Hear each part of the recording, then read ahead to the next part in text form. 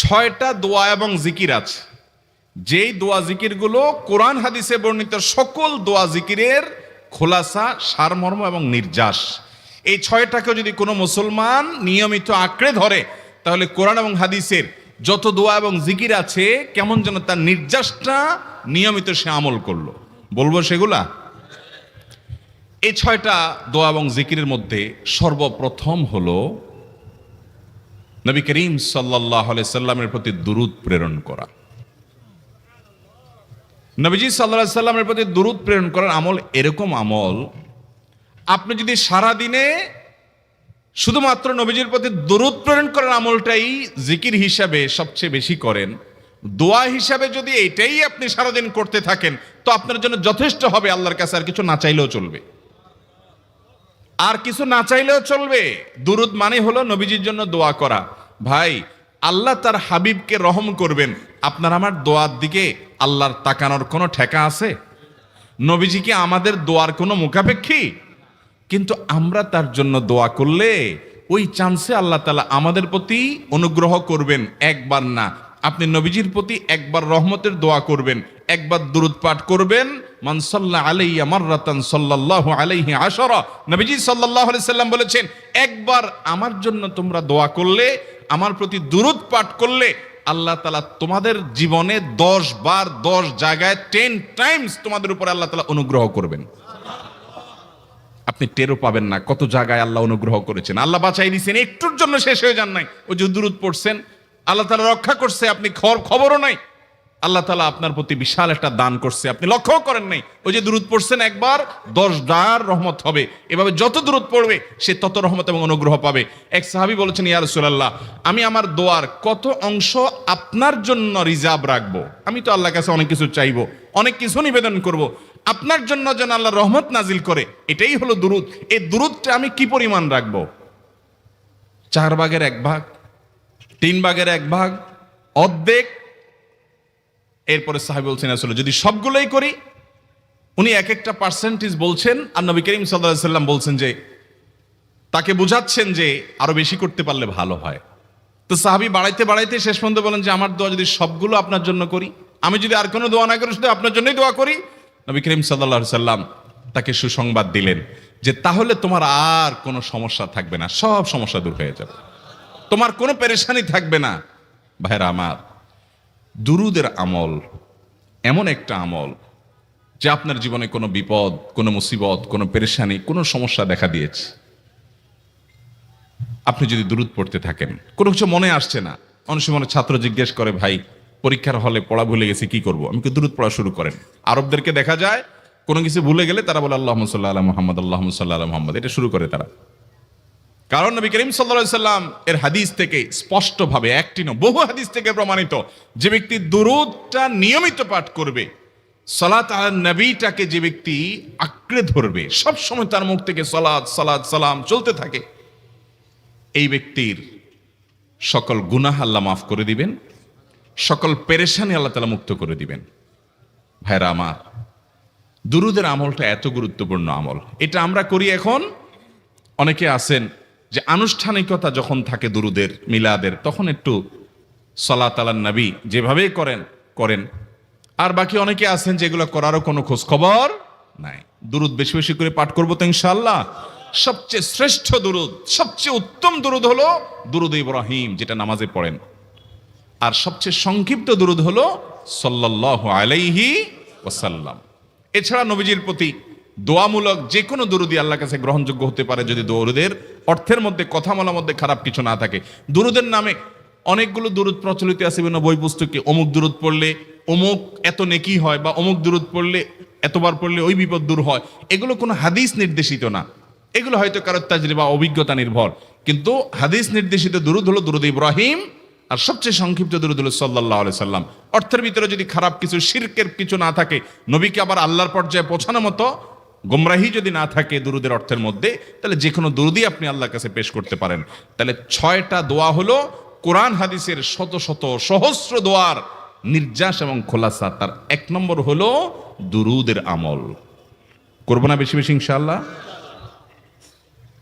আমার জীবনে বহুবার এমন হয়েছে, বহুবার এমন এমন বিপদ যে দেয়ালে পিঠ ঠেকে গেছে, এখান থেকে উদ্ধারের কোনো পথ আর চোখের সামনে দেখা যাচ্ছে না।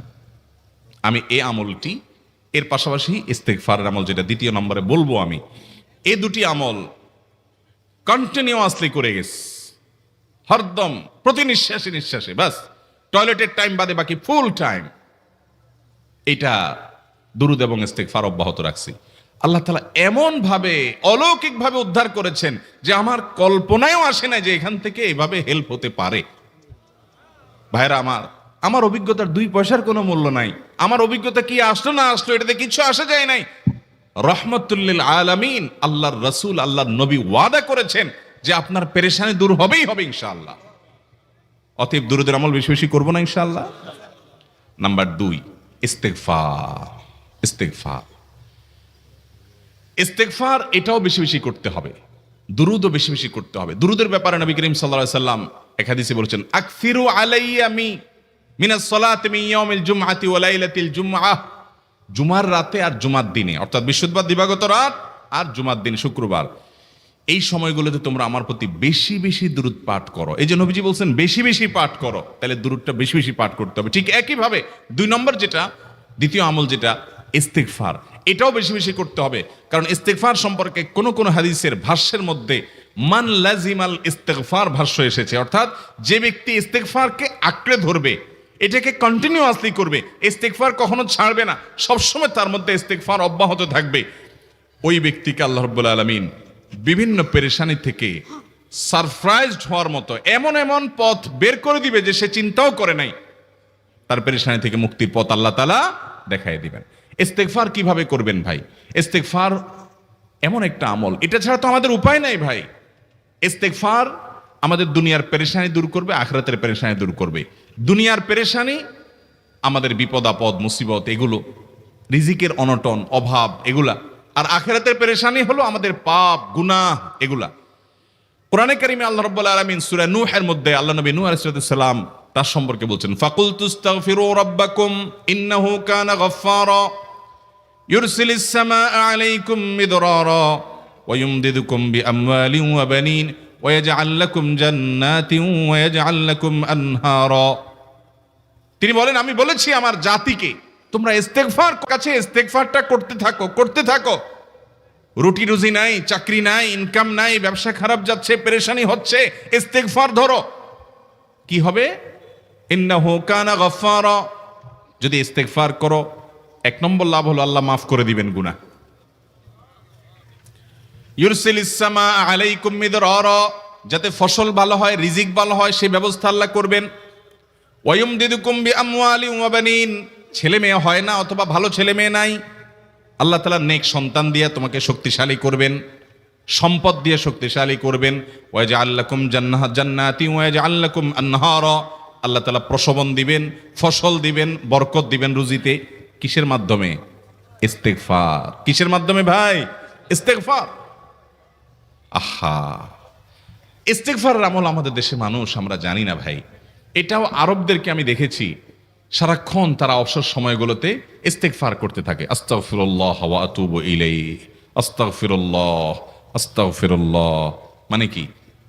আল্লাহর কাছে আমি ক্ষমা প্রার্থনা করি, আল্লাহর কাছে আমি মাপ চাই, আল্লাহর কাছে আমি তওবা করি, আল্লাহর দিকে আমি ধাবিত হই, আল্লাহর কাছে আমি ফিরে যাই, আস্তাগফিরুল্লাহ আস্তাগফিরুল্লাহ। আপনি বসে আছেন নিরিবিলি, ভাইরা আমার, এখন আর নিরিবিলি বলতে কোনো সময় নাই, এখন আর ফ্রি টাইম নাই, এখন আর আমাদের অবসর টাইম নাই।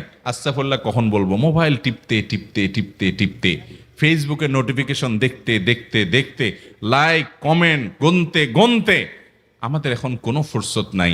বাহিরে তো নাই, টয়লেটে গেলেও তখন আমাদের ব্যস্ততা মোবাইল নিয়ে, ফেসবুক নিয়ে, ঘুমাইতে গেলেও আমাদের ব্যস্ততা।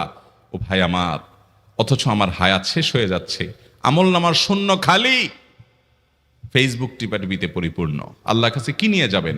ইস্তেগফার করবেন তো ইনশাআল্লাহ? অবসর সময় ইস্তেগফার করবেন তো ইনশাআল্লাহ?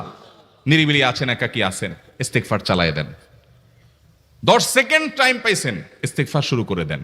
ডাক্তারের কাছে গেছেন, ওয়েটিং এ আছেন, বসে আছেন, ইস্তেগফার করতে থাকেন। সিরিয়াল আছেন কোন কাজের, ইস্তেগফার করতে থাকেন। ডিউটিতে যাচ্ছেন, গাড়িতে, বাইসাইকেলে, বাইকে, যে কোনো ভাবে পায়ে হেঁটে ইস্তেগফার করতে থাকেন। যে কোনো অবসরের সময়গুলোকে ইস্তিগফার দিয়ে পরিপূর্ণ করে দেন। ভাইরা আমার, ইস্তিগফার সকল সমস্যার সমাধান। ইস্তিগফারের ভিতরে সবচেয়ে শ্রেষ্ঠ ইস্তিগফার হলো সাইয়্যিদুল ইস্তিগফার। সাইয়্যিদুল ইস্তিগফারটা যদি মুখস্থ না পারেন, অন্তত লিখিত ভার্সনটা পড়েন। সাইয়্যিদুল ইস্তিগফারের যে অর্থ, এটার যে মর্ম, বড় হৃদয়গ্রাহী ভাই, বড় মর্মস্পর্শী। ইমানদার এটার অর্থের দিকে তাকায় যদি পড়ে, তো তার অন্তর না গলে পারে না। আল্লাহুম্মা আনতা রব্বি, হে আল্লাহ আপনি আমার রব, আপনি আমার পালনকর্তা লাগেন। আপনার সাথে আমার এই সম্পর্ক, আমি আপনার গোলাম, আপনি আমার রব, এই সম্পর্কটা আপনার সাথে আছে। আল্লাহুম্মা আনতা রব্বি লা ইলাহা ইল্লা আন্ত, ও আল্লাহ আপনি ছাড়া আমার ইবাদত, আমার গোলামি, আমার দাসত্ব, উপাসনার উপযুক্ত আর কেউ নাই। আল্লাহুম্মা আনতা রব্বি লা ইলাহা ইল্লা আন্ত খালাকতানি, আপনি আমাকে সৃষ্টি করেছেন। ওয়া আনা আবদুক, আল্লাহ আমি আপনার গোলাম। দেখেন কিভাবে আল্লাহর সাথে সম্পর্কটার কথা বলা হচ্ছে মুহাব্বতের সাথে। খালাকতানি ওয়া আনা আবদুক, আল্লাহ আপনি আমাকে সৃষ্টি করেছেন আর আমি আপনার গোলাম। ওয়া আনা আলা আহদিকা ওয়া ওয়া'দিকা মাস্তাতা'তু, আল্লাহ আপনার সাথে যে অঙ্গীকার করেছিলাম, আলাস্তু বিরব্বিকুম, আপনি জিজ্ঞেস করেছেন, আলমে আরওয়াহাতে আমরা বলেছি বালা, হ্যাঁ আপনি আমার রব। আপনাকে রব হিসাবে স্বীকৃতি দিয়ে আপনার গোলামি করার যে অঙ্গীকার আমরা করেছি, কালিমাতুশ শাহাদা যে আমরা পাঠ করেছি, এই যে আপনার সাথে কৃত অঙ্গীকার, রব হিসাবে স্বীকৃতি দেওয়ার পর, গোলাম হিসাবে মেনে নেওয়ার পর, আমি আপনার যে গোলামি করার কথা ছিল, ওয়া আনা আলা আহদিকা ওয়া ওয়া'দিকা মাস্তাতা'তু, যতটুকু পারছি আমি সে ওয়াদার উপরে থাকার চেষ্টা করছি আল্লাহ।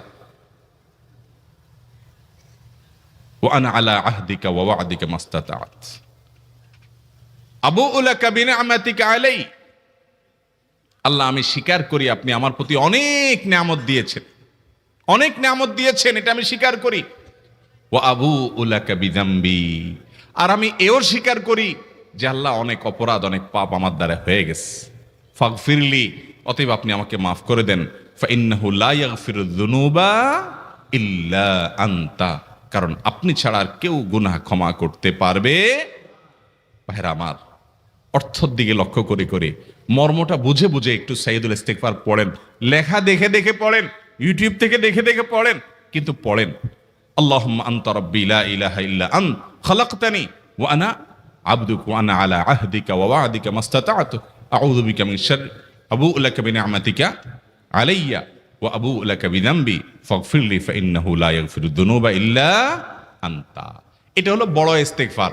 এত বড় ইস্তিগফার পড়তে পারেন না, কোনো পেরেশানি নাই, কোনো অসুবিধা নাই। সবচেয়ে ছোট ইস্তিগফার হলো আস্তাগফিরুল্লাহ আস্তাগফিরুল্লাহ আস্তাগফিরুল্লাহ।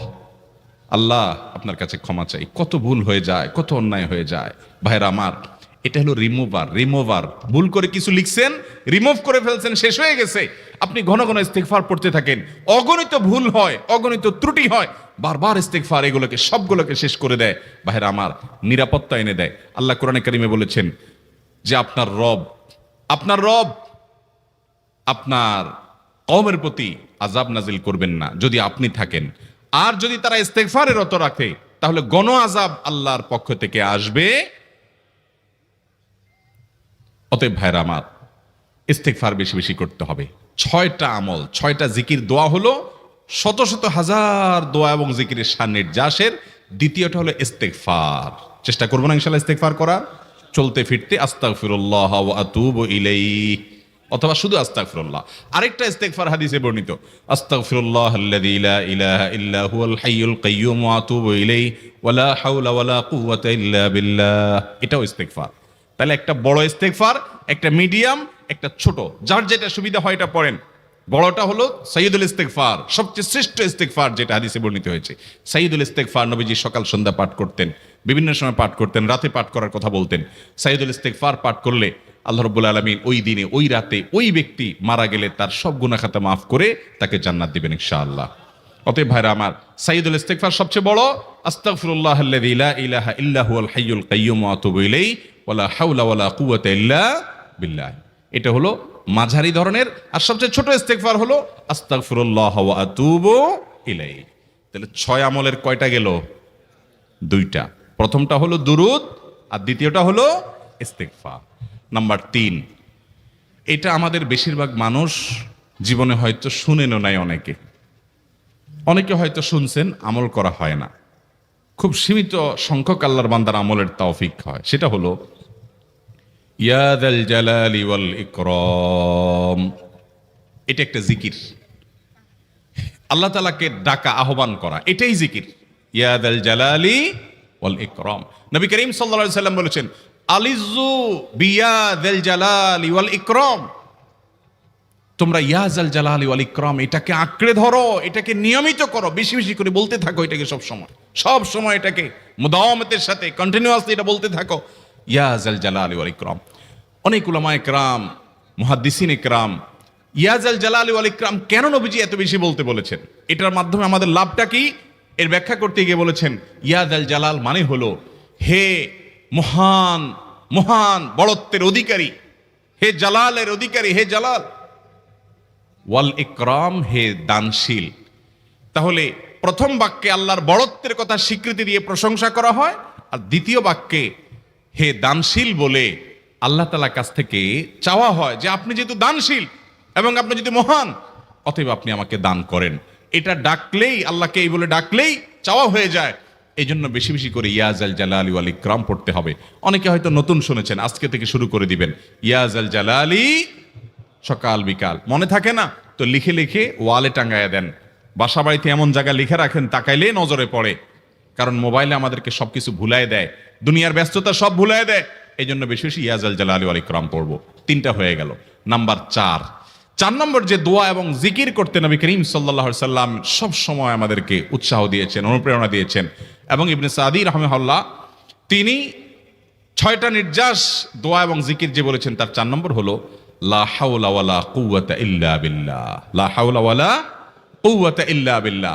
লা হাওলা ওয়ালা কুওয়াতা ইল্লা বিল্লাহ, এটা হলো সারেন্ডার করা, আল্লাহর কাছে সারেন্ডার করা, আত্মসমর্পণ করা। মানে আল্লাহ ছাড়া কোনো ভালো কাজ করার ক্ষমতা কারণ নাই, করার তৌফিক দেওয়ার ক্ষমতা কারণ নাই, আর পাপ থেকে বাঁচানোর ক্ষমতা কারণ নাই। এই জন্য আমি কেমন যেন আল্লাহর কাছে সারেন্ডার করছেন, লা হাওলা ওয়ালা কুওয়াতা ইল্লা বিল্লাহ। কোন অবস্থা, কোন সামর্থ্য, এগুলো কারোর কাছে নাই, শুধুমাত্র কার কাছে আছে? আল্লাহর কাছে আছে। এই অর্থ বুঝে আপনি লা হাওলা ওয়ালা কুওয়াতা ইল্লা বিল্লাহ বেশি বেশি পাঠ করবেন। নবী করিম সাল্লাল্লাহু আলাইহি সাল্লাম বলেছেন, তোমাদেরকে কি আমি জান্নাতের একটা ভান্ডারের খবর দিব, যেটা জান্নাতের ভান্ডার, সওয়াব টওয়াব না, সাধারণ অল্প স্বল্প সওয়াব না, পুরো জান্নাতের ভান্ডারের সন্ধান দিয়ে দিব। সাহাবা ইকরাম তো চাইতেনই সেটা। নবীজি সাল্লাল্লাহু আলাইহি সাল্লাম তখন বলেছেন যে লা হাওলা ওয়ালা কুওয়াতা ইল্লা বিল্লাহ, এটা হলো কানজুম মিন কুনুজিল জান্নাহ, জান্নাতের ভান্ডার সমূহের মধ্যে থেকে একটা বড় ভান্ডার হলো লা হাওলা ওয়ালা কুওয়াতা ইল্লা বিল্লাহ। অতএব এই আমলটাও বেশি বেশি করবেন। 4 নম্বর আমল হয়ে গেল। দুরুদের আমল 1, ইস্তিগফার আমল 2, ইয়া যাল জালালি ওয়াল ইকরাম 3, লা হাওলা ওয়ালা কুওয়াতা ইল্লা বিল্লাহ। কয়টা হলো? 4। 5 নম্বর আমল হলো দোয়া ইউনুস। দোয়া ইউনুস জানা আছে তো? লা ইলাহা ইল্লা আনতা সুবহানাকা ইন্নী কুনতু মিনাজ জালিমিন। ভাইরা আমার, অর্থের দিকে তাকায়া মাঝে মধ্যে মোবাইল টোবাইল সব ফালায় রেখে একটু আল্লাহর সাথে কথা বলবেন, আল্লাহর সাথে একটু কানেক্টেড হওয়ার চেষ্টা করবেন, আল্লাহর সাথে একটু সংযুক্ত হওয়ার চেষ্টা করবেন। ডিসকানেক্টেড তো পুরো লাইফটা কাটাই দিলেন, একটু কানেক্টেড হওয়ার চেষ্টা করেন। প্রতিদিন কিছু সময় বসে একটু জিকির করেন, চলতে ফিরতে একটু আল্লাহকে সময় দেন। আপনি উপকৃত হবেন, আপনার কল্ব জিন্দা হবে, আমল নামা সওয়াবে পরিপূর্ণ হবে। লা ইলাহা ইল্লা আনতা সুবহানাক ইন্নী কুনতু মিনাজ জালিমিন। অর্থের দিকে তাকান, কত মর্মস্পর্শী। লা ইলাহা ইল্লা আনতা, আল্লাহ আপনি ছাড়া কোনো সত্যিকারের মাহবুদ নাই, উপাস্য নাই। সুবহানাক, আপনি পবিত্র, আমি আপনার পবিত্রতা জ্ঞাপন করছি। ইন্নী কুনতু মিনাজ জালিমিন, তবে আমি সেসব মানুষদের অন্তর্ভুক্ত যারা নিজের প্রতি নিজে জুলুম করেছে, অবিচার করেছে, অন্যায় করে আমার নিজের পায়ে নিজে কুড়াল মেরেছি বহু। অতএব আপনি আমাদের প্রতি রহম করেন। এই দোয়া পাঠ করে আপনারা সবাই জানেন আল্লাহর একজন নবী, তিনি জীবনের সবচেয়ে কঠিন পরিস্থিতির মুখোমুখি হয়ে এমন বিপদে পড়েছেন যে বিপদ থেকে উদ্ধারের কোনো পথ ছিল না। দুনিয়াবী সকল সিস্টেম বলবে যে সমুদ্রে নিক্ষেপিত হয়ে বিশাল বড় সমুদ্রের প্রাণী মাছের পেটে চলে গেলে সে মানুষ আবার বাঁচে কিভাবে? মুহূর্তের ভিতরে তো মারা যাবে অক্সিজেনের অভাবে। এইটাই দুনিয়ার সিস্টেম বলে। আল্লাহ তাআলা অলৌকিক ভাবে, লৌকিক সিস্টেমের ঊর্ধ্বে রেখে আল্লাহ তাআলা তাকে এই বাক্য পাঠ করার কারণে এর মাধ্যমে আল্লাহ তাকে মুক্তি দান করেছেন। এবং আল্লাহ তাআলা এই ঘটনা কোরআনে উল্লেখ করার পর একটা সুসংবাদ বলছেন আমাদের সবার জন্য, বিরাট বড় আনন্দের সংবাদ। আল্লাহ বলেছেন, ওয়াকাযালিকা নুনজিল মুমিনিন।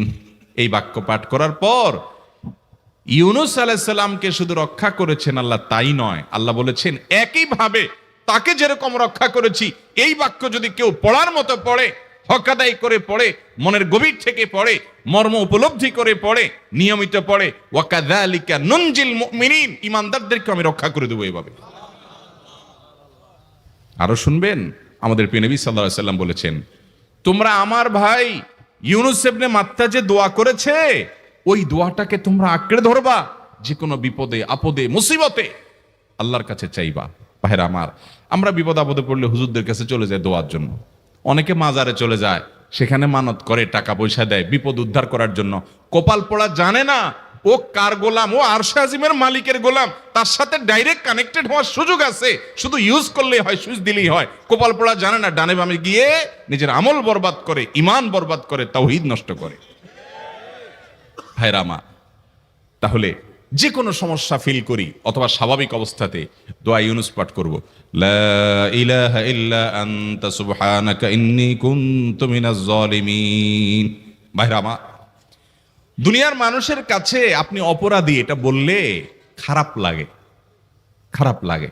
আপনি একটা অফিসে চাকরি করেন, দুর্নীতি করে চুরি করে ধরা পড়ছেন, বসের কাছে যে মাপ চাইছেন, স্যার ভুল হয়ে গেছে, আর কখনো করব না, লোভে পড়ে করে ফেলছি, বিপদে পড়ছিলাম, টাকা টানছিল স্যার, আর কোনোদিন করব না, মাফ করে দেন স্যার, চাকরিটা রাখেন স্যার। আপনি মাপ চাইলেন, লজ্জিত হলেন, চোখের পানি ফেললেন, পাও ধরে মাপ চাইলেন, ছোট হলেন। এই ছোট হওয়ার পরে আপনার চাকরি যদি টিকেও যায়, বস যদি আপনাকে মাফ করেও দেন, তারপরেও কি আপনার কাছে ভালো লাগবে? না এত বড় একটা অঘটন ঘটলো, ছোট হলেন, সবার সামনে লজ্জিত হলেন, অনুতপ্ত হলেন, ধরা পড়লেন, মাপ চাইতে হলো, এজন্য আপনার খারাপ লাগবে না? কিরকম খারাপ লাগবে? এত খারাপ লাগে অনেকে সহ্য করতে পারে না, গুনাহের দিকে চলে যায়, আত্মহত্যা পর্যন্ত করে ফেলে, এই বেইজ্জতি সহ্য করতে পারে না। ঠিক না ভাই? ঠিক। মানুষের কাছে মাপ চাইলে, মানুষের কাছে ছোট হলে মানুষের কষ্ট হয়। আহ, অদ্ভুত। আরশে আজিমের মালিকের কাছে সেজদায় পড়ে চোখের পানি ফেলে যদি স্বীকার করেন, ও মালিক, নামাজ পড়ি নাই, বড় জুলুম করেছি, কাবিরা গুনাহ করেছি, ও মালিক, হারাম জিনিস দেখে ফেলেছি, খারাপ জিনিস শুনে ফেলেছি, পাপ করেছি, অপরাধ করেছি মালিক, জাহান্নামের যে বিবরণ হাদিসে আসছে, এটা সহ্য করার ক্ষমতা আমার নাই, আপনি আমাকে মাফ করে দেন। এইভাবে যদি আল্লাহর কাছে একটু চোখের পানি ফেলে দোয়া করেন, একটু দোয়া করে দেখেন, আল্লাহর শপথ করে বলছি, আপনার জীবনে সবচাইতে আনন্দের মুহূর্ত হবে তখন যেদিন এরকম দোয়া করতে পেরেছেন, চোখের পানি ফেলতে পেরেছেন।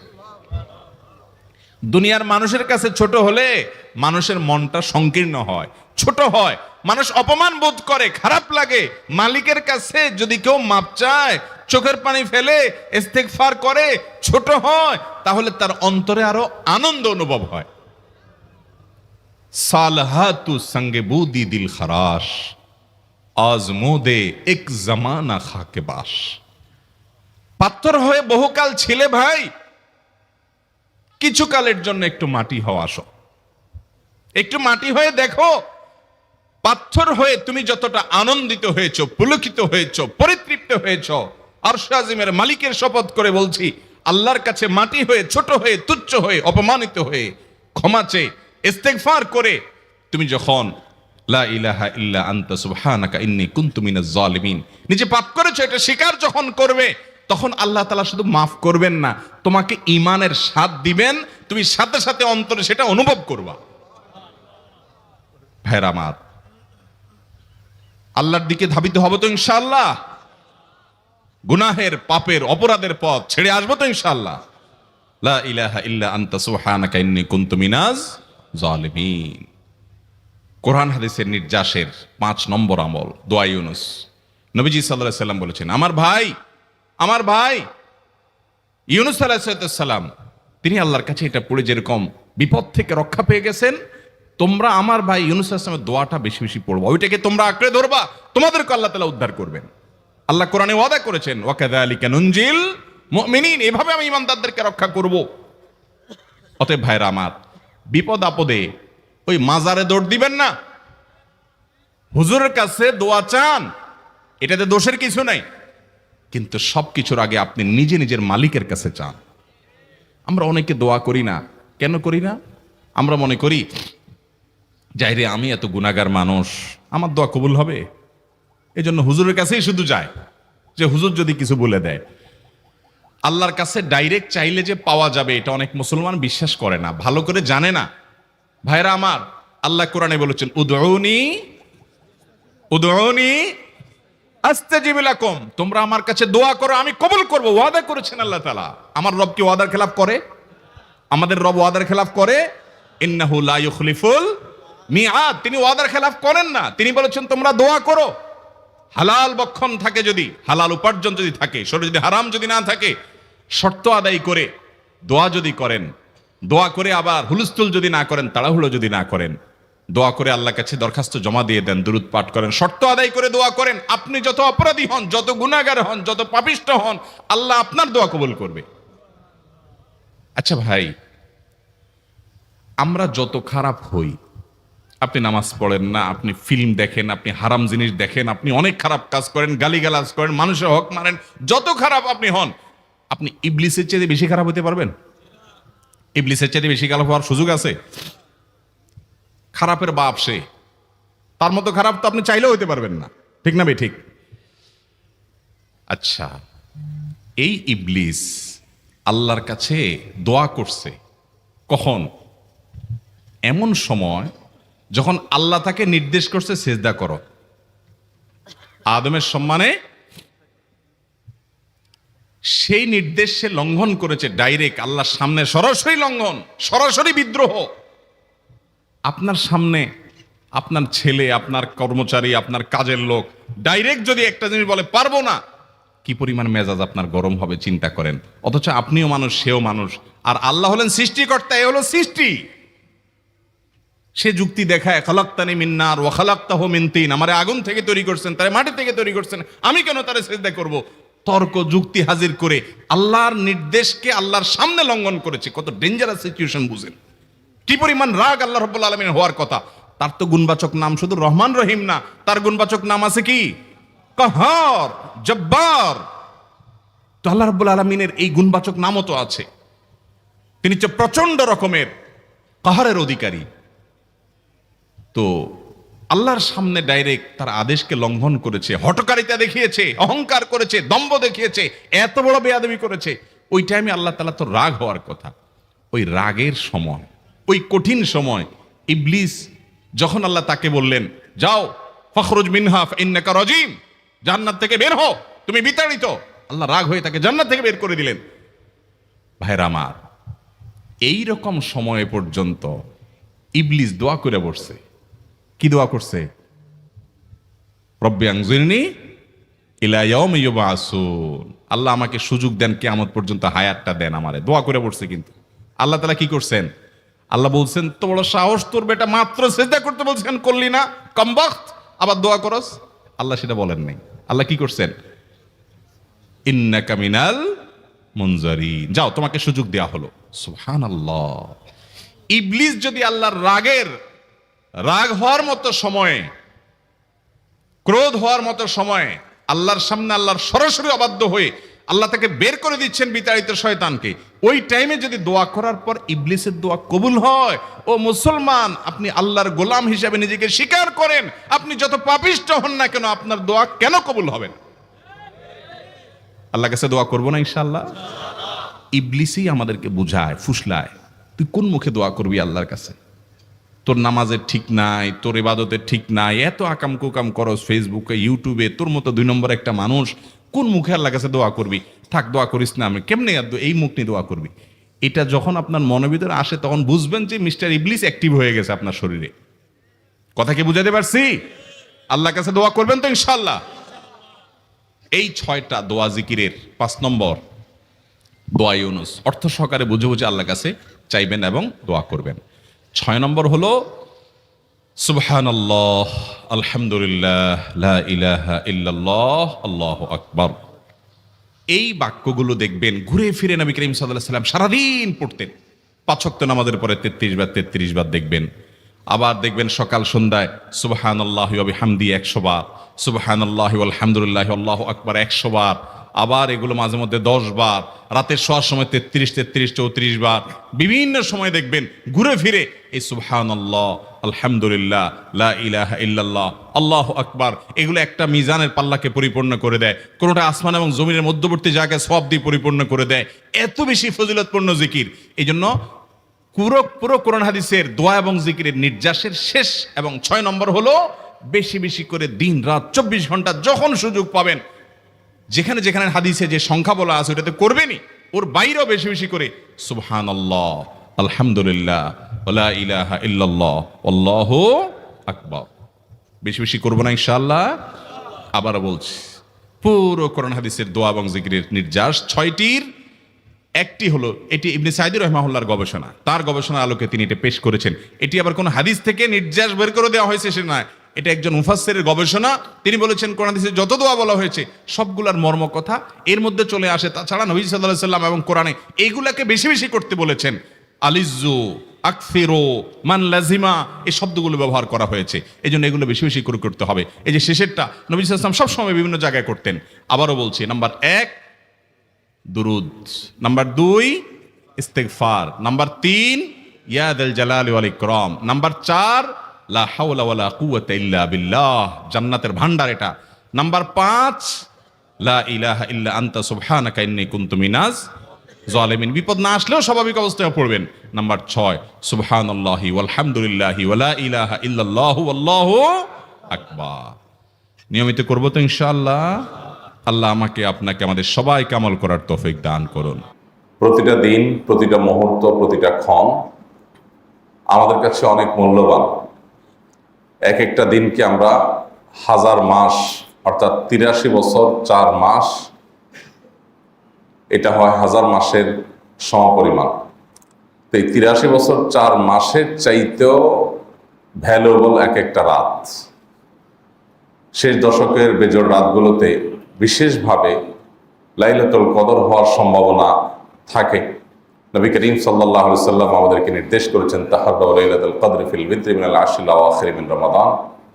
রমজানের শেষ দশকের বেজোড় রাতগুলোতে তোমরা লাইলাতুল কদরের আশায় ইবাদত করো। কোন রাতে লাইলাতুল কদর হবে সেটা একমাত্র আল্লাহ তাআলা ভালো জানেন। পৃথিবীর এক এক প্রান্তের মানুষের জন্য বেজোড় রাত এক এক হিসেবে হতে পারে, চাঁদ আগে পরে দেখা যায় ভৌগোলিক কারণে। তো সেই হিসাবে এক এক অঞ্চলে মানুষের জন্য এক এক দিন লাইলাতুল কদর হওয়া অস্বাভাবিক নয়। আবার একইভাবে লাইলাতুল কদর এক এক বছর এক এক দিনে হওয়াটাও অস্বাভাবিক নয়। আমরা সাধারণত 27তম রজনীকেই লাইলাতুল কদর হিসাবে চূড়ান্তভাবে ধরে বসে থাকি, যেটা আসলে এইভাবে এতটা নিশ্চিতভাবে বলার কোনো সুযোগ নাই। নবীজি সাল্লাল্লাহু আলাইহি সাল্লাম আমাদেরকে শেষ দশকের প্রত্যেকটা রাতে ইবাদত করতে বলেছেন। সেখান থেকে তিনি আরো কাস্টমাইজ করে আমাদেরকে বলেছেন শেষ দশকের বেজোড় রাতগুলোতে 21, 23, 25, 27, 29 এই রাতগুলোতে বিশেষভাবে ইবাদতবন্দি করার জন্য। মূলত শুধুমাত্র জোড় বেজোড় নয়, বরং নবী করিম সাল্লাল্লাহু আলাইহি সাল্লাম রমাদানের শেষ দশকের প্রত্যেকটা রাতেই জেগে থাকতেন। তিনি কোনো রাতে ঘুমাতেন না। আমরা বিভিন্ন সময় আপনাদেরকে বলার চেষ্টা করি যে রমজানের শেষ দশকের যে করণীয় কাজগুলো আছে এর মধ্যে একটা হলো রাত জেগে থাকা। আমি নিজে যদি আর কিছু করতে না পারি তো সারা রাত জেগে থাকি, অন্যান্য কাজকাম করি, তারপরও রাত জেগে থাকার কাজটা অন্তত হলো। শেষ দশকের এই দিনগুলো এবং এই রাতগুলো নবী করিম সাল্লাল্লাহু আলাইহি সাল্লামের জীবনে ইবাদতের জন্য সবচেয়ে গুরুত্বপূর্ণ ছিল। কানা ইয়াজতাহিদু ফীহি মা লা ইয়াজতাহিদু ফী গায়রি, তার সারা জীবনে ইবাদতের জন্য যত সাধনা করতেন। আমরা জানি হেরা গুহায় তিনি গিয়ে নির্জনে আল্লাহ রাব্বুল আলামিনের ইবাদত করতেন, আল্লাহর কাছে দোয়া প্রার্থনা করতেন। তার জীবনে যত ইবাদত করেছেন, যত দোয়া করেছেন, যত রোনাজারি করেছেন, যত সাধনা মেহনত করেছেন, এই সবগুলোর সাথে যদি রমজানের শেষ দশকের ইবাদতকে তুলনা করা হয়, তো রমজানের শেষ দশকের ইবাদতটা ছিল অন্য যে কোনো সময় চাইতে অনেক বেশি। কানা ইয়াজতাহিদু ফীহি মা লা ইয়াজতাহিদু ফী গায়রি। রমজানের শেষ দশকে যা তিনি করতেন ইবাদতের জন্য, যত কষ্ট তিনি করতেন, অন্য কোনো সময় এরকম করতেন না। তার মানে এই দশকের প্রধান এবং প্রথম করণীয় হলো যে এই দশকে আমার জীবনের সবচাইতে বেশি ইবাদতের সাধনা হবে। আমার শক্তি সামর্থ্যের শেষটুকু দিয়ে আমি ইবাদত বন্দেগী করার চেষ্টা করব। আমার ইবাদতের ভলিউম সর্বোচ্চ হাই এবং সবচাইতে পিকে উঠবে এই 10টা দিন। সেটা আমার দিনে হবে, সেটা আমার রাতে হবে, সেটা আমার চলাফেরায় হবে, সেটা আমার লাইফস্টাইল, সেটা আমার দৈনন্দিন রুটিন, সবকিছুতেই তার একটা ছাপ, তার একটা আলামত এটা পড়বে। এটা হলো এই দশকে একজন ইমানদারের জন্য করণীয়, যে জীবনের সবচাইতে বেশি সাধনা এই দশকে হবে। দ্বিতীয়ত, এই দশকের অন্যতম প্রধান আমল হলো ইতিকাফ। নবী করিম সাল্লাল্লাহু আলাইহি সাল্লাম রমজানের শেষ দশকে ইতিকাফ করতেন। ইতিকাফের এই আমলটি এত গুরুত্বপূর্ণ যে নবী করিম সাল্লাল্লাহু আলাইহি সাল্লাম রমজানের রোজা ফরজ হওয়ার পর থেকে মৃত্যু পর্যন্ত, ওফাত পর্যন্ত তিনি কোনো বছর কিন্তু ইতিকাফ ছাড়তেন না। প্রতি বছর তিনি ইতিকাফ ধরে রাখতেন এবং নিয়মিত করতেন। এক বছর রমজানে তিনি ইতিকাফে বসেছিলেন, কিন্তু খুব জরুরি কাজে ইতিকাফ ভাঙতে হয়েছিল। পরবর্তী বছর তিনি 20 দিন ইতিকাফ করেছেন, অর্থাৎ আগের বছরের 10 দিনকে আবার রেখে দিয়েছেন। তো এইভাবে রমজানের শেষ দশকের ইতিকাফের গুরুত্ব তিনি আরোপ করেছেন। আমরা বেশিরভাগ মানুষই ইতিকাফের স্বাদ, ইতিকাফের তৃপ্তি এটা আস্বাদন করা থেকে মাহরুম এবং বঞ্চিত আছি। এটা রমজানের শেষ দশকের আমল। ইতিকাফকারী ব্যক্তি লাইলাতুল কদর অটোমেটিক পায়। তার মানে ইতিকাফ করতে বসার মানে হলো তিনি আল্লাহর ঘরেই আছেন, ইবাদতেই আছেন। এমনকি তিনি ঘুমিয়ে থাকলেও সেটা ইবাদতে, কারণ ইতিকাফটাই একটা ইবাদত, মসজিদে অবস্থান করাটাই একটা মূলগতভাবে ইবাদত। তিনি সেটা করছেন, অতএব তিনি যদি ঘুমেও থাকেন তিনি ইবাদতেই আছেন। এইটা ইতিকাফকারীর জন্য বিরাট বড় সুযোগ। তাছাড়া যারা ইতিকাফে বসেন তারা সাধারণত রাতে, শেষ দশকের এই রাতগুলোকে তারা হেলায় হারান না। আল্লাহর ঘরের যে আবহাওয়া পরিবেশ, বিশেষ করে ইবাদতের পরিবেশ যখন থাকে, সুন্দরভাবে সেটাকে কাটানো যায়। যাই হোক, সেই সুযোগটা এখন নতুন করে আর নেওয়ার মতো স্কোপ নাই। পরবর্তী বছরগুলোর জন্য আমরা প্ল্যান পরিকল্পনা করতে পারি আগে থেকে। এটা রমজানের শেষ দশকের করণীয়। রমজানের শেষ দশক উপলক্ষে তৃতীয় করণীয় হলো এই দশকে সারা রাত জেগে থাকা। কারণ নবী সাল্লাল্লাহু আলাইহি সাল্লাম ইযা দাখালাল আশর, নবী সাল্লাল্লাহু আলাইহি সাল্লাম রমজানের শেষ দশক যখন শুরু হতো, আহিয়া লাইলা, তিনি সারা রাত জেগে থাকতেন, রাতে আর ঘুমোতেন না। এটা একটা করণীয়। চতুর্থত করণীয় হলো ও আয়কাযা আহলা, পরিবারের লোকদেরকে জাগিয়ে তোলা। তারা যদি কেউ ঘুমে থাকে তাদেরকে ডেকে দেওয়া, যে একটু তাহাজ্জুদ, একটু দোয়া, একটু রোনাজারি, একটু ইবাদতে মশগুল হও। এই মহা অফারের মধ্যে শুয়ে থাকার কোনো সুযোগ নেই। আর 5 নম্বর করণীয় হলো যে এই দশকে বিশেষ করে প্রত্যেকটা রাত তো বটেই, বিশেষ করে বেজোড় রাতগুলোতে লাইলাতুল কদর তালাশ করা। লাইলাতুল কদর তালাশ করার মানে হলো এই রাতটি লাইলাতুল কদর হতে পারে সে আশায় ইবাদত বন্দেগী করা। আর লাইলাতুল কদর হতে পারে এরকম সম্ভাব্য রাতে একটি বিশেষ দোয়া নবী সাল্লাল্লাহু আলাইহি ওয়াসাল্লাম শিক্ষা দিয়েছেন, সেটাকে আমরা 6 নম্বর করণীয় বলতে পারি। সেটা হলো আল্লাহুম্মা ইন্নাকা আফুউন তুহিব্বুল আফওয়া ফাআফু আন্নী। আল্লাহ, আপনি ক্ষমাশীল, আপনি ক্ষমা করতে ভালোবাসেন, পছন্দ করেন, অতএব আপনি আমাকে ক্ষমা করে দিন। এই দোয়া নবী করিম সাল্লাল্লাহু আলাইহি ওয়াসাল্লাম শিক্ষা দিয়েছেন। অতএব এই দোয়াটা আমরা বেশি বেশি করে পাঠ করব শেষ দশকের প্রত্যেকটা রাতে, বিশেষ করে বেজোড় রাতগুলোতে। 7 নম্বর করণীয় হলো কোমর বেঁধে নিয়ে ইবাদত করা। ওয়াসাদ্দামে ইজারা, নবী সাল্লাল্লাহু আলাইহি ওয়াসাল্লামের ব্যাপারে আমাদের আয়েশা রাদিয়াল্লাহু এবং অন্যান্য সাহাবী থেকে বর্ণিত হাদিসে আসছে যে তিনি রমজানের শেষ দশক যখন শুরু হতো, সাদ্দামে ইজারা, তিনি কোমর বেঁধে নিতেন। কোমর বেঁধে নেওয়ার অর্থ কি? কোমর বেঁধে নেওয়ার অর্থ, একটা অর্থ হলো যে কোনো কাজকে সর্বশক্তি নিয়োগ করে করাকে কোমর বেঁধে নামা বলে, এটা একটা অর্থ। আরেকটা অর্থ বিভিন্ন হাদিস বিশারদগণ জাস্ট ওনাদের ব্যাখ্যা করেছেন যে এর মানে শেষ দশক স্ত্রী থেকে পৃথক থাকা, এটা নবী সাল্লাল্লাহু আলাইহি ওয়াসাল্লাম করতেন। তার মানে এই দশকটা শুধুই ইবাদতের জন্য রাখতেন। তাছাড়া এমনি যেহেতু ইতিকাফে থাকতেন, অতএব সেটাও বোঝা যায় যে এই ব্যাখ্যাটাও অমূলক বা অযৌক্তিক নয়। অর্থাৎ এই দশকটা ইবাদতের জন্য নিজেকে সম্পূর্ণ পৃথক করে রাখা, এই কাজটি নবী করিম সাল্লাল্লাহু আলাইহি ওয়াসাল্লাম করতেন। রমজানের শেষ দশক এর গুরুত্বপূর্ণ আরেকটা আমল হলো যে এই দশকে আমাদের ইবাদত বন্দেগী নেক আমল যেগুলো রমজানের সারা মাস জুড়ে আমরা করেছি সেগুলো এই দশকে আরো বিশেষ গুরুত্বের সাথে করা, সেটা আমাদেরকে করতে হবে। আর আরেকটা করণীয় হলো সদকায়ে ফিতির দেওয়া। প্রত্যেক রোজাদার ব্যক্তি তার পরিবারের ফিতরা সম্পর্কে আমরা অনেকে পরিপূর্ণ পরিষ্কার না, অনেকে ধোঁয়াশার মধ্যে থাকি। সদকায়ে ফিতির এটা একটা পরিবারের কর্তা যিনি, তিনি তার পরিবারের সকল সদস্য যারা তার একান্নভুক্ত, যাদের ভরণ পোষণ তিনি দিচ্ছেন, এটা তার অধীনে, তারা সবার তরফ থেকে, তাদের সবার তরফ থেকে পরিবারের কর্তা যিনি উনি দিবেন। আপনি আপনার স্ত্রী, আপনার সন্তান সন্ততি, এমনকি দুধের বাচ্চা সবার হেড কাউন্ট করে সবার তরফ থেকে আপনি ফিতরা আদায় করবেন। ফিতরাটা কি?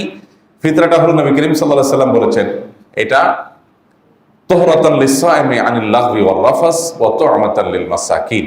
এটা হলো রোজাদার ব্যক্তির রোজা রাখতে গিয়ে যে আমাদের ভুল ত্রুটি হয়, আমাদের যে ত্রুটি বিচ্যুতি হয়, আমাদের যে আপনার অহেতুক কথা বলা হয়, এসব কাজগুলো থেকে রোজাকে রিফাইন করা, এসব কাজগুলো থেকে রোজাকে পরিচ্ছন্ন করা, এই কাজটা সদকায়ে ফিতির করে, সেজন্য সদকায়ে ফিতির দেওয়া। আর আরেকটা সদকায়ে ফিতিরের উদ্দেশ্য হলো তু'মাতান লিল মাসাকিন, মিসকিনদের খাদ্য দান কর্মসূচি। পৃথিবীতে আমরা আজ খাদ্য দানের নানান কর্মসূচির কথা জানি, শুনি, বিভিন্ন সংস্থা, বিভিন্ন প্রতিষ্ঠান দেশীয় আন্তর্জাতিকভাবে করে। কিন্তু ইসলাম যে খাদ্যদান কর্মসূচির নির্দেশ দিয়েছে, সেই খাদ্যদান কর্মসূচি পৃথিবীর সবচাইতে ব্যাপক। এরকম ব্যাপক খাদ্যদান কর্মসূচি অন্য কোনো প্রতিষ্ঠান কখনো দেওয়ার কথা কল্পনাও করতে পারে না। একটা দিন, ঈদের দিন অন্তত, পৃথিবীর সকল অভাবী, সকল গরিব মানুষের বাসায় ভালো খাবারের ব্যবস্থা থাকবে, এটা নিশ্চিত করতে চায় ইসলাম। যে ঈদের দিনটা অন্তত মন ভরে হাসি মুখে মানুষ যার যার যে প্রিন্সিপাল ফুড আছে, সে ফুড, প্রধান খাদ্য যেগুলো আছে সেগুলো তাদের বাসায় থাকবে, এবং তারা এই একটা দিন অন্তত না খেয়ে থাকবে না, খাবারের কষ্ট করবে না, মন ভরে একটু খাবে। এই ব্যবস্থা যেন হয়, সেজন্য এই ফিতরার নির্দেশ আমাদেরকে দেওয়া হয়েছে। এটা ওয়াজিব, এটা আবশ্যক, এই ফিতরা আদায় করাটা জরুরি। এটা কোনো নফল কাজ না, না করলে গুনাহ হবে। অতএব এই ফিতরাটা আমরা সঠিকভাবে সবাই আদায় করবো ইনশাআল্লাহ তাআলা। ফিতরা আদায়ের সাথে যাকাতের সম্পর্ক আছে কিনা এটা নিয়ে ইমামদের মধ্যে মত পার্থক্য আছে, কিন্তু আমরা সবাই চেষ্টা করব যার যার জায়গা থেকে দেওয়া। যদিও আপনার ফিতরা আদায়ের ব্যাপারে হানাফি মাযহাবের ফতোয়া হলো যে এটা শুধুমাত্র যাদের উপর যাকাত আবশ্যক হয় তাদের জন্য, ওই পরিমাণ সম্পদ থাকলে তাদের উপরে বর্তায়, বাকিরাও দিতে পারেন রোজাদার হিসাবে রোজাকে রিফাইন করার জন্য। অন্যান্য ইমামদের মতে অবশ্য ধনী হোক গরিব হোক সবার তরফ থেকে দিতে হবে। তো যাই হোক, এই ফিতরা আমরা আদায় করার চেষ্টা করব কখন? এটা হবে চাঁদ উঠার পর, ঈদের চাঁদ দেখা যাওয়ার পর থেকে নিয়ে আপনার ঈদের নামাজের আগ পর্যন্ত, এই সময়টাতে। আমরা ছোটবেলায় দেখেছি আমাদের মা চাচিরা ফিতরার টাকা রেখে দিতেন, রেখে দিয়ে 2 টাকা 2 টাকা করে দিতেন, এবং 2 টাকা 2 টাকা করে, তখন টাটকা নোট, 2 টাকার নোট থাকতো, 1 টাকার নোট থাকতো, 1 টাকা 2 টাকা করে দিতেন, এবং এটা রেখে দিতেন যে গরিব আরো আসবে, ঈদের দিন দুপুরে কিছু আসবে, বিকালে কিছু আসবে, তাদেরকেও দিতে হবে, এই জন্য সব দিতেন না। তো এইভাবে দিলে ফিতরা আদায় হবে না, এটা ওনারা জানতেন না, ভুল পদ্ধতিতে ফিতরা দিতেন। নবী করিম সাল্লাল্লাহু আলাইহি ওয়াসাল্লাম বলেছেন, ফামান আদ্দাহা ক্বাবলা সালাতি ফাহিয়া সাদাকা মাকবুলা।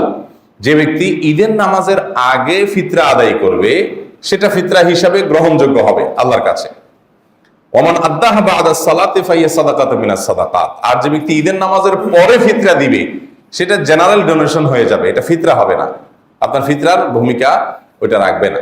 অতএব ঈদের নামাজের আগে দিতে হবে। দেখুন ইসলামের সৌন্দর্য, ঈদের নামাজের আগে কেন, পরে হলে সমস্যা কি? এমন ইসলাম চায় আপনি আমি, আমাদের যে আনন্দ আছে, আমাদের যে ভোগ আছে, আমাদের যে উৎসব আছে, আমাদের যে উল্লাস আছে, আমাদের যে ফুর্তি, এটা করবার আগে আমি অন্তত এক বা একাধিক পরিবারের হাসি এবং আনন্দের ব্যবস্থা করে তারপর আমি হাসবো। এ হলো ইসলামের নির্দেশনা। আমি একটা গরিবের বাসায় খাবার পৌঁছাই দেব, সেই খাবার, সেই খাদ্য তাদের আনন্দের কারণ হবে, দেন আমি ঈদগাহে যাব। কারণ ঈদের পূর্ণতা, ঈদের আনন্দ, এটা 16 কলায় পরিপূর্ণতা পায় কখন? ঈদগাহে যাওয়ার পর। ঈদগাহে যাওয়ার পর ঈদের নামাজ পড়লেন, এটা হলো ঈদের আনন্দ পূর্ণ মাত্রায় পাওয়া। এই ঈদের আনন্দ পরিপূর্ণ মাত্রায় আপনি করবেন, তার আগে অভাবী পরিবারের মুখে হাসি ফোটাবেন। অর্থাৎ আপনি ভোগ করেন, এই দিনটা আপনাকে ভোগ করার জন্য আল্লাহ তাআলা দিয়েছেন। এটা ইয়াউমু আকলিন ওয়া শুরব, এটা খাওয়া এবং পান করার দিন, আনন্দ করার দিন। আপনি খান, হালাল খাবার খান, হালাল পানীয় পান করেন, এটার জন্য এই দিনটা আল্লাহ তাআলা আপনাকে দিয়েছেন। বাট আপনার আনন্দের আগে, আপনার ভোগের আগে ইসলাম আপনাকে ত্যাগের শিক্ষা দিয়েছে। ঠিক একই কথা ঈদুল আজহাতেও। ঈদুল আজহাতে আল্লাহ তাআলা সে সম্পর্কে বলেছেন ফাকুলু মিনহা ওয়া তা'মুল কানিআ ওয়াল মুতাররা, কোন আয়াতে আসছে ওয়া তা'মুল কাইসাল বাইসাল ফাকির, তোমরা কুরবানির পশুর গোশত নিজেরা খাও এবং গরিব অভাবীদেরকে দাও। দেখুন, সাধারণ যে উৎসবগুলো আছে, এই উৎসবগুলোর সাথে ইসলামের উৎসব, ধর্মীয় উৎসবের পার্থক্যের একটা বড় জায়গা এখানে তৈরি হয়ে যায়। সাধারণ উৎসবগুলোতে শুধু ভোগ আছে, কোনো ত্যাগ নাই। ইংরেজি নববর্ষ উদযাপন, এখানে কোনো ত্যাগের মহিমা আছে যে এই দিন উপলক্ষে গরিবদের মধ্যে খাবার বিলাও, পোশাক বস্ত্র বিতরণ করো, এরকম কিছু আছে? কি আছে? টাকা পয়সা থাকলে আতশবাজি কিনো, পটকা কিনো, কিনে এগুলো ফুটাও, ফানুস উড়াও।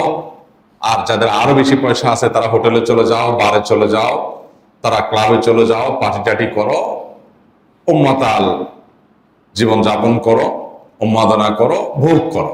এই পৃথিবীটা এমনিতে যে পরিমাণ ভোগবাদের দিকে চলে গেছে, যে পরিমাণ মানুষ স্বার্থপরতার দিকে চলে গেছে, এই লাগাম যদি টেনে ধরা না হয় তাহলে এটা ইতিমধ্যে মনুষ্যত্বের গণ্ডি পেরিয়ে পশুত্বকে হার মানানোর প্রতিযোগিতা আমরা অবতীর্ণ হয়ে গেছি। নীতি, নৈতিকতা, আদর্শ সব দিক থেকে শেষ। এই সময় এসে আমরা অনেকে মনে করি যে ধর্মটা আমাদের জীবনে বোধহয় খুব বেশি প্রাসঙ্গিক বিষয় না, এটা বোধহয় আমাদের জীবনের 4 সাবজেক্টের মতো। অথচ আজকের পৃথিবীর বাস্তবতা, ধর্মটা আমাদের জীবনের সবচেয়ে গুরুত্বপূর্ণ অনুষঙ্গ হওয়া উচিত। অন্য যে কোনো সময় চাইতে দ্বীন এবং ইসলামের চর্চার গুরুত্ব এখন আরো অনেক বেশি। কারণ মানুষ ইতিপূর্বে এতটা স্বার্থপর ছিল না, এতটা মোরালিটিহীন, এতটা নীতি নৈতিকতাহীন, এতটা আদর্শহীন, এতটা আদর্শ বিবর্জিত, এতটা স্বার্থান্ধ, এতটা পশুর মতো শুধু ভোগবাদী ছিল না পৃথিবীতে মানুষ। যে জায়গায় আমরা দাঁড়িয়ে আছি, একটা শিশু পর্যন্ত স্বার্থপরের মতো আচরণ করে, একটা কিশোর পর্যন্ত আজ ভোগে উন্মাতাল থাকতে চায় এবং সেটা করতে গিয়ে উচ্ছন্নে চলে যায় এবং অবক্ষয়ের একেবারে তলানিতে গিয়ে আমরা ঠেকেছি। নারী বলুন, পুরুষ বলুন, সন্তান বলুন, বাবা মা বলুন, কিশোর বলুন, তরুণ বলুন, ছেলে বলুন, মেয়ে বলুন, কারোর মধ্যে যেন কোনো প্রকার মনুষ্যত্ব নেই। মনুষ্যত্ব যেন সব জায়গা থেকে হারিয়ে যাচ্ছে।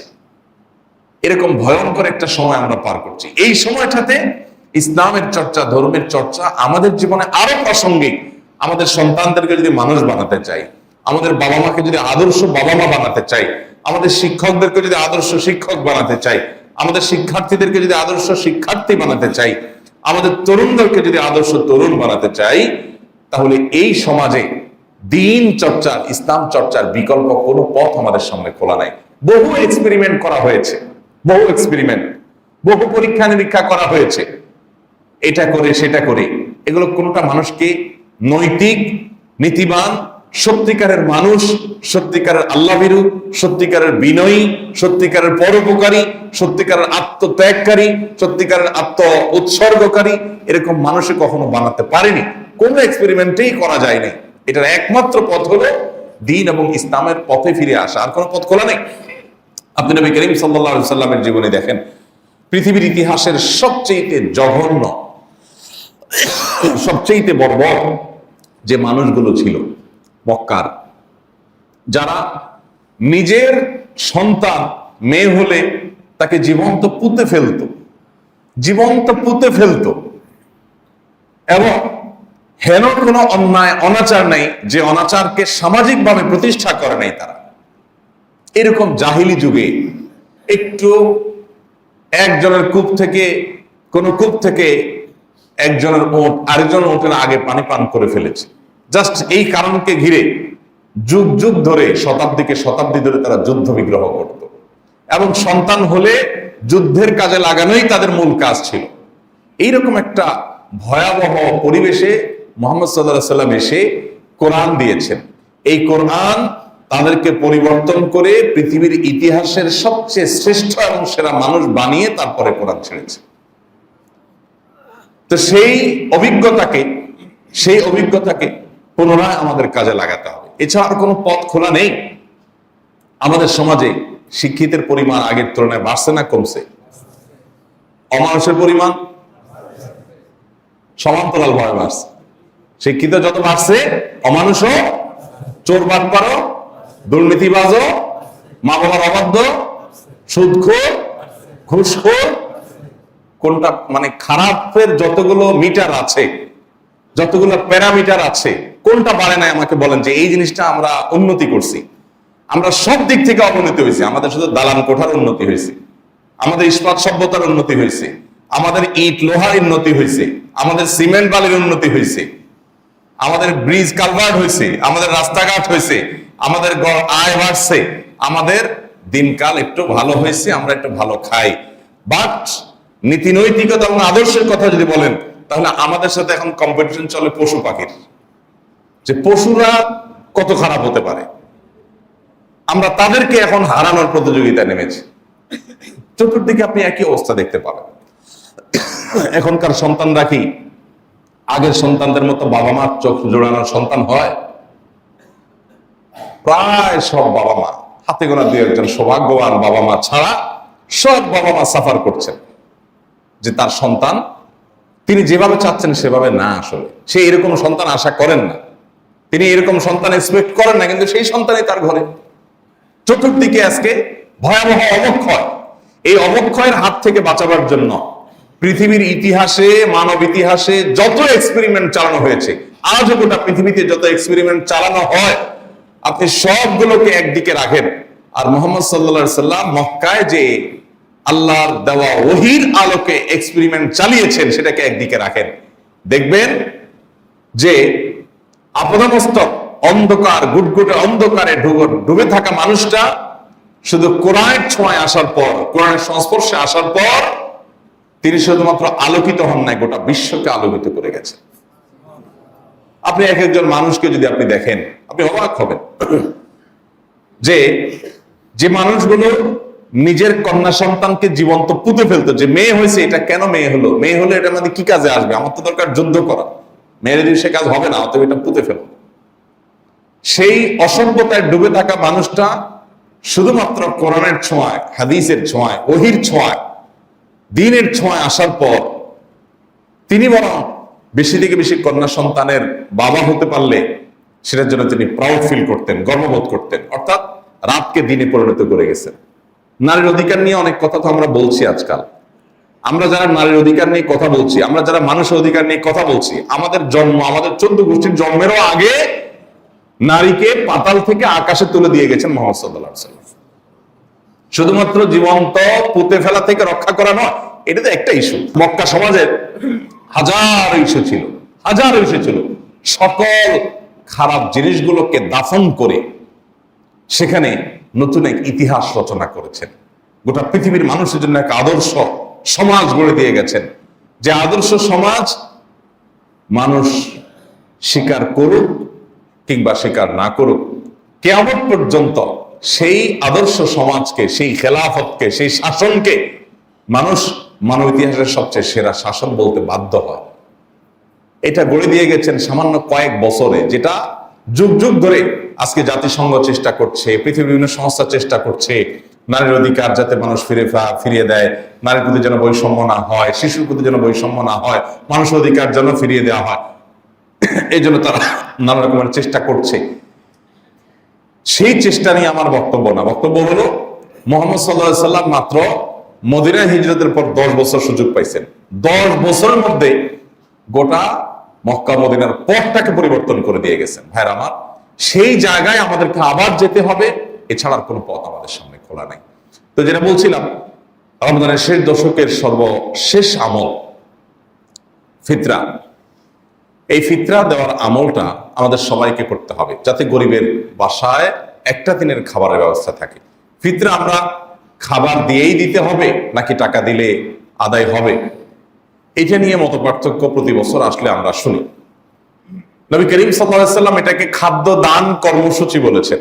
এটাকে খাদ্য বিতরণ কর্মসূচি বলেছেন, তুহমাতাল লিল মাসাকিন বলেছেন। এটা খাদ্য বিতরণ কর্মসূচি। সেই হিসাবে আপনি যদি সরাসরি খাদ্য দেন আর তাতে যদি গরিবের উপকার হয় তো আলহামদুলিল্লাহ, সেটা সরাসরি হাদিসের উপর আমল হলো। তবে খাদ্য না দিয়ে আপনি যদি খাদ্য কেনার টাকা দিয়ে দেন, যেহেতু খাদ্যের মধ্যে বিভিন্ন আইটেম আছে, বিভিন্ন নিড আছে, সে তার প্রয়োজনীয় জিনিসটা কিনে নিতে পারবে। আপনি হয়তো চাল দিবেন, চাল হয়তো তার বাসায় আছে, তার দরকার একটা মুরগি। আপনি হয়তো তাকে চাল দিবেন, তার বাসায় হয়তো চাল আছে, তার দরকার হলো অন্য কোনো কিছু, তেল। তাহলে সেক্ষেত্রে টাকা দিলে তার প্রয়োজনীয় খাদ্যটা যেন সে কিনে নিতে পারে, খাদ্যের মূল্যটা দিয়ে দিলে তিনি যেন কিনতে পারে প্রয়োজনীয় খাদ্যটা, এটাতেও ফিতরা আদায় হবে। এবং এটা অনেক ইমামদের মত, যদিও অনেক ইমামরা এর সাথে রেফার করেছেন, কিন্তু এগুলো নিয়ে আমাদের খুব বেশি কেওয়াজ বাঁধানোর কিচ্ছু নেই। আপনি খাদ্য কিনে দেন। আমি সাধারণত যেটা করি প্রতি বছর, জাস্ট অভিজ্ঞতা শেয়ার করা, আমরা চাইলে আমল করতে পারি, যে কোন একটা গরিব পরিবারকে বাদ বেছে নিয়ে সেই পরিবারে যা যা মূল খাদ্য আছে, হয়তো ধরুন 10 কেজি চাউল, 2টা মুরগি, কিছু সেমাই, কিছু চিনি, যা যা ঈদের দিন একটা পরিবারে লাগে, 1-2 কেজি আতপ চাল, সবকিছু কিনে একটা পরিবারকে সম্পূর্ণ কমপ্লিট একটা প্যাকেজ দেওয়া। ইসলাম আপনাকে এটা বাধ্য করে না, এটা নিজে থেকে আপনি আরো বাড়িয়ে দিলেন, যাতে করে একটা পরিবার ঈদের দিন খুব আনন্দ করে খেতে পারে। এই সুযোগ আছে। এখন আমরা ফিতরা টাকা দিয়ে দিলে যা আদায় হবে কিনা, নাকি খাদ্যই দিতে হবে, এটা নিয়ে আমরা বিশেষ করে যেইভাবে কড়াকড়ি করি এবং যেভাবে বাড়াবাড়ি করি, এটা কোনো কোনো ক্ষেত্রে সীমালঙ্ঘনের পর্যায়ে চলে যায়। এটা আমাদের করা উচিত না। যেখানে ইমামদের, ফকিহদের, মুস্তাহিদগণের একাধিক গবেষণা আছে, একাধিক মত আছে, এবং বিশেষ করে দানের ক্ষেত্রে একটা গুরুত্বপূর্ণ মূলনীতি হলো গরিবের জন্য কোনটা বেশি উপযোগী সেটা মাথায় রাখা। আমি সৌদি আরবে দেখেছি, সেখানে সাধারণত সবাই খাদ্য দিয়েই দেয়, নগদ টাকা দিয়ে দেওয়ার কালচার নাই, কারণ সেখানকার উলামা ইকরামের ফতোয়া হলো নগদ টাকা দিয়ে আদায় করলে ফিতরা আদায় হবে না। তো যার কারণে তারা খাদ্য দিয়েই দেয় সবাই। এই খাদ্য দিয়ে দেওয়ার ফলে যেটা হয়, চাউলের বস্তা থাকে 3 কেজির, বিভিন্ন প্যাকেজ থাকে, একটা ফ্যামিলির কয়জন মেম্বার সেই অনুযায়ী প্যাকেজ করা থাকে। সকল সুপার শপে রমজানের শেষের দিকে, শেষ 10 দিন এসে এই ফিতরার চাউল ভরে যায় সব দোকানগুলোতে, মানুষ কিনে কিনে সেগুলা দেয়। তো সেখানে এমনি গরিবের সংখ্যা কম, আবার দেখা যায় সবাই মিলে এক আইটেম দেয় চাল। তো এরকম অনেক গরিব আছে যে পিক আপ নিয়ে এসে মসজিদের সামনে বসে, পিকআপ নিয়ে এসে মসজিদের সামনে বসে, পিকআপের ডালা খুলে দেয়, দিয়া মহিলা বসে গেছে, সবাই ওই দোকান থেকে চাল কিনে কিনে তার পিকআপে ফেলতেছে। তো পিকআপটা ফুল হয়ে গেল, সে 12,000 নামায় আনতেছে, আইনে আবার পিকআপ নিয়ে বসছে। তো পরে দেখা গেছে এত চাল কি করবে সে। তো ওখানে প্রবাসী বাঙালি, ইন্ডিয়ান যারা থাকে, তারা দেখা যায় ওই দানকারী হয়তো 20 রিয়াল দিয়ে চালটা কিনে দিল, ওই মহিলা সেটা 5-7 রিয়াল 8 রিয়াল যা পাইলো বিক্রি করে দিল। তাহলে এটা দেখি গরিবের লাভ হলো না ক্ষতি হলো? গরিবের তো লাভ হলো না। তো এইরকম পরিস্থিতি কিন্তু, এটা কিন্তু বাস্তবতা। যখন সবাই মিলে একটা আইটেম দিবে তখন কি হবে? গরিবের প্রয়োজন পূরণ হবে না, গরিব অর্ধেক দামে পাবে। তো সেই বাস্তবতা মাথায় রেখে যদি মূল্য দিয়ে, টাকা দিয়ে ফিতরা আদায় করা হয়, অনেক ইমামদের মতে আদায় হবে, ইমাম আবু রহমতুল্লাহ সহ আর অনেক ইমামদের মতে আদায় হবে। এবং তাবেঈদের মধ্যে সম্ভবত হাসান বসরি রাহমাহুল্লাহ, গতকাল রাতে আমি দেখেছি, উনি সহ আর অনেক বড় বড় তাবেঈদের মত যে গরিবের জন্য যেটা বেশি উপযোগী সেটা দিলে আদায় হবে। এখানে উদ্দেশ্য হলো গরিবকে উপকৃত করা, যদিও মূল উদ্দেশ্য খাদ্যদান কর্মসূচি। কিন্তু যদি আপনি সরাসরি খাদ্য দিতে পারেন, তার কি নিড আছে সেটা জেনে আপনি খাদ্যটা দিতে পারলেন, তো সেটা হলো সোনার উপর সোহাগা, সবচেয়ে বেটার। যেটা আমি নিজে করার চেষ্টা করি আলহামদুলিল্লাহ, যে খাবারটাই দেই কিন্তু তার নিড কি আছে সেটা যাতে পরিপূর্ণভাবে ফিল আপ হয় সেভাবে দেওয়ার চেষ্টা করি। তো যাই হোক, আমরা আমাদের আশেপাশে গরিব দুঃখীদের প্রতি লক্ষ্য রাখবো। বিশেষ করে আমরা এই বছর যে সময়টা পার করছি, সময়টা খুবই কঠিন এবং কষ্টের। দেশীয় এবং বৈশ্বিক মন্দা পরিস্থিতির কারণে, নানা কারণে আমাদের দেশে বিশেষ করে কাঠফাটা রোদ চলছে, বছরের সবচেয়ে বেশি উত্তাপ চলছে। গতকালকে বোধহয় 39 ডিগ্রি ছিল ঢাকা, চুয়াডাঙ্গার দিকে বোধহয় 44 ডিগ্রি উঠেছে। এবং গতকাল আজকে বছরের সবচাইতে উত্তাপ এর সময় আমরা পার করছি। খেটে খাওয়া মানুষগুলো বাইরে কাজ করতে পারছে না, এমনি মন্দা পরিস্থিতি, 2 টাকা জিনিসের দাম 4 টাকা, সব মিলিয়ে মানুষের খুব কষ্টের মধ্যে দিনাতিপাত করছে। তো এই সময়টাতে আমাদের আশপাশটাকে একটু আমরা খেয়াল করি, আমরা নিজেরা শুধু বরিবোঝ না করি, আশপাশটাকে খেয়াল করি। অনেক মধ্যবিত্ত, নিম্ন মধ্যবিত্ত আছেন যারা মানুষের কাছে হাত পাততেও পারেন না, মুখ ফুটে বলতেও পারেন না, আবার কষ্ট সইবার মতো অবস্থাও নেই।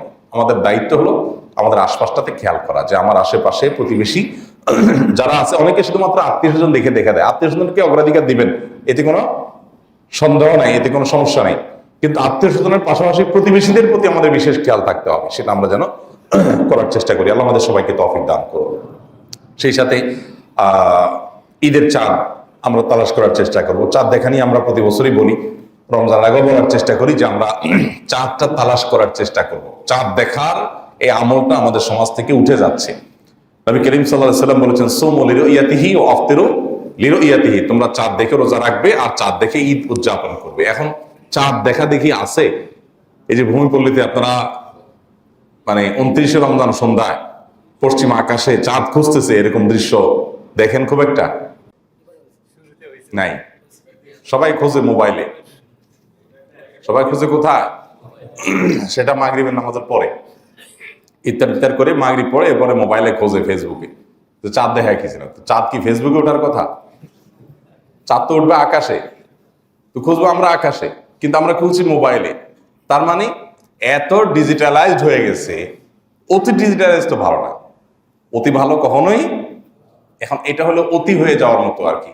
আমরা যদি আকাশে চাঁদ সবাই দেখা ছেড়ে দেই, সবাই মোবাইলের দিকে তাকাই, তাহলে এবার ডিসি সাহেবরা যে সংবাদ সংগ্রহ করে ঘোষণা দিবে, জাতীয় চাঁদ দেখা কমিটি যে ঘোষণা দিবে, এই বেচারাদের সংবাদটা কে দিবে? সবাই যদি ফেসবুকে খোঁজে, তাদেরকে সংবাদটা কে দিবে? অন্তত মসজিদ কর্তৃপক্ষ, ইমাম সাহেব, খতিব সাহেব, মুয়াজ্জিন সাহেব, তারা যদি উদ্যোগ নিয়ে কিছু লোক নিয়ে চাঁদ না দেখে, সবাই যদি কেবল ফেসবুকে খোঁজাখুঁজি করে, তো ডিসি সাহেব বেচারারা কে দিবে তথ্য? এরপরে তো উল্টাপাল্টা সংবাদ শুনলে বলবেন, হ্যাঁ পার্সিয়ালটি হয়েছে, আন্দাজেরটা মেরে দিছে, রাত 12টা বাজে চাঁদ উঠে দিছে, হান করছে, তান করছে। সমালোচনা তো আমরা সবাই করি, কিন্তু চাঁদ আমরা কয়জন তালাশ করি? অথচ চাঁদ দেখা আমাদের সবার দায়িত্ব না? এটা ফরজে কিফায়া। একটা সমাজের কেউ যদি না দেখে, সবাই গুনাহগার হবে। কিছু মানুষ দেখলে সবার তরফ থেকে আদায় হয়ে যাবে দায়িত্ব। এই জন্য ভাইরা, চাঁদ দেখার চেষ্টা করি। এখন মুশকিল হলো ঢাকা শহরে যে বিল্ডিং, 2-4 হাত জায়গাও ফাঁকা নাই, আর এক একটা 10 তলা 15 তলা, চাঁদ দেখতে গেলে টুপি পড়ে যাবে। তো এরকম পরিস্থিতিতে আপনি চেষ্টা করেন, ছাদে ওঠার চেষ্টা করেন, ছাদে যে অন্তত খোঁজেন চাঁদটা, ফাঁক ফুকর দিয়ে একটু আকাশের দিকে তাকান, চেষ্টাটা অন্তত করেন, কালচারটা অন্তত শুরু হোক যে আমরা চাঁদ তালাশ করছি। আল্লাহ আমাদেরকে তৌফিক দান করুন। সবাই চেষ্টা করবো তো ইনশাআল্লাহ। সেই সাথে রমজানের শেষ দশকের অবশিষ্ট রাতগুলো, অবশিষ্ট দিনগুলো আসুন আমরা সর্বোচ্চ সুন্দরভাবে কাটাবার চেষ্টা করি, সর্বোচ্চ সুন্দরভাবে উত্তম রূপে আমরা কাটাবার চেষ্টা করি, যাতে করে এই মুহূর্তগুলো আমরা প্রতিটা মুহূর্তে আল্লাহর সাথে কানেক্টেড থাকতে পারি, দোয়ার মাধ্যমে, রোজার মাধ্যমে, প্রচেষ্টার মাধ্যমে, বিভিন্নভাবে। আমরা অনেকেই গ্রামে চলে যাব। গ্রামে চলে যাওয়াটা দোষের কিছু না, বরং ভালো। আত্মীয় স্বজন, প্রিয়জন, নিজের নারীটা পোতা আছে, সেই জায়গায় যাওয়া দরকার আছে, মানুষদের সাথে আন্তরিক হওয়ার দরকার আছে। যদিও যে কি হবে, সামনের জুমা আমরা ইনশাল্লাহ পাবো আশা করি। সামনের শুক্রবার 29শে রমজান হবে না? তাহলে ইনশাল্লাহ সামনের জুমা আমরা এই বিষয়ে বিস্তারিত কথা বলবো, যে এখন কি ঈদ এটা কি আমাদের পারিবারিক এবং সামাজিক বন্ধনের কাজ করে, নাকি আমাদের ফেসবুক ইত্যাদি ঘাটাঘাটির একটা টাইম মানে বেশ রিল্যাক্স মোডে আমরা পাই। মানে এটা কোন পারপাসটা সার্ভ করে, এটা বোধহয় আমাদের নতুন করে ভাবার দরকার আছে। এখন তো ঈদের যে চিত্র, আপনার বাসা বলেন আর আমার বাসা বলেন, আপনার গরিবের বাসা বলেন আর ধনীর বাসা বলেন, শহর বলেন আর গ্রাম বলেন, সব জায়গায় চিত্র একটাই, সবাই মোনাজাতে আছে। কি নিয়ে মোনাজাত? মোবাইল নিয়ে মোনাজাতে আছে। মোবাইল ধরতে 2 হাত বেশিরভাগ ক্ষেত্রে ব্যবহার করে মা, মোনাজাতের মতোই লাগে। এই মোবাইলের মোনাজাত, এই মোনাজাতে ঈদের দিন পার হয়ে যায়, সকাল পার হয়, সন্ধ্যা পার হয়, কোনো খবর নাই। আমরা যে কি ভয়াবহ একটা জায়গায় চলে যাচ্ছি, আমি জানি না কোথা থেকে শুরু করা যায়, কে শুরু করবে, কিন্তু শুরুটা করা উচিত আমার মনে হয়। আমরা একটা অটিস্টিক একটা সমাজে পরিণত হয়েছি। পুরো সমাজটা মানে সবাই যেন, আপনি আমি আমরা সবাই যেন অসুস্থ। সোজা কথা, এই যে ঈদ আসছে, কিসের ঈদটি? আমরা আমাদের ছেলেবেলা যে ঈদ পালন করছি, এখন পোলাপান, এখন ইয়াংরা, কিশোররা সেই ঈদের কথা স্বপ্ন চিন্তা করতে পারে না। কারণ মোবাইলে সে বুধ হয়ে গেছে, তার বাপে একটা বুধ হয়েছে, তার মায়ের একটা বুধ হয়েছে, তার ভাই আর একটা বুধ হয়েছে, তার বোনে আর একটা বুধ হয়েছে। আর রান্না বাড়াটাও যদি মোবাইলে সারা যেত তাহলে মহিলারা সারাদিন ওইটাই করত। ওই কাজটা যেহেতু মোবাইলে সারা যাচ্ছে না, ওইটা কোনো রকম একটু সেরে ঠেরে তারা মোবাইল নিয়ে আসে, ওই যে রাখা আছে খাও। তো এই অবস্থা থেকে আমাদের বেরিয়ে আসার জন্য সংগ্রাম শুরু করতে হবে। আমরা পরিবারগুলো থেকে, বাসাগুলো থেকে শুরু করতে হবে, কেউ না কেউ শুরু করতে হবে এবং অন্যদেরকে উদ্বুদ্ধ করতে হবে যে ঈদের বন্ধে কোনো মোবাইল টিপি না, অপ্রয়োজনে মোবাইল টিপি না, আমরা একান্তে পরিবার পরিজনকে সময় দিব। তো যাই হোক, ঈদের বন্ধে আমরা যদি গ্রামে যেতে হয় যাব, কিন্তু গ্রামে যাওয়াটা যেন আমার এই শেষ দশকের ইবাদতে ব্যাঘাত সৃষ্টি না করে। সাফ কথা, আপনি এভাবে প্ল্যান পরিকল্পনা করবেন যে আপনার পথে, গাড়িতে, জ্যামে থাকলে, বাড়িতে গেলে আপনার এই দশকের ইবাদতে যেন কোনো প্রকার ছেদ না পড়ে। ঈদের বন্ধে আপনি মন খুশি করে সবাইকে সময় দেন, আড্ডা মারেন, কথা বলেন, হক আদায় করেন, কিন্তু এই দশকটা সেটার জন্য না। 27 রমজানে আমরা দেশের দিকে ছুটি, গ্রামের দিকে ছুটি, ঢাকা থেকে মানুষ ছুটে 28, 29, 30 এই দিনগুলো আর ইবাদত বন্দেগীর কোনো টাইম নেই। কারণ দেশে গেলে অমুক তমুক, দেখা সাক্ষাৎ, হাসি তামাশা, ইফতার পার্টি, অমুকের বাড়িতে খাওয়া, বাস এগুলোতে আমাদের শেষ দিনগুলো চলে যায়। আমরা একটু সতর্ক থাকি, এটা যেন না হয়। আল্লাহ আমাদের সবাইকে সে তৌফিক দান করুন।